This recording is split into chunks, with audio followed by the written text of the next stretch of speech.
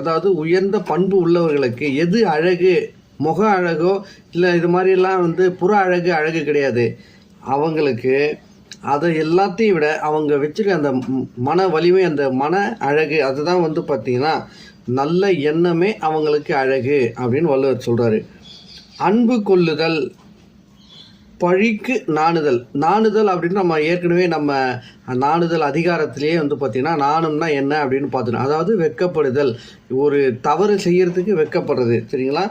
உலக ஒழுக்கத்தை கடைபிடித்தல். உலகத்துக்குன்னு தனி ஒரு ஒழுக்கம் இருக்குது. இப்படி தான் இருக்கணும், ஆண் என்றால் இப்படி தான் வாழ வேண்டும், பெண் என்றால் இப்படி தான் இருக்க வேண்டும், சில அடிப்படை விதிகளை கடைபிடித்தல். இரக்க குணத்துடன் இருத்தல், உண்மையாக நடத்தல். இவை 5ம் சான்றாண்மையை தாங்கும் தூண்களாக வள்ளுவர் கருதுகின்றார். யார் நல்லவங்களா இருக்கணும்?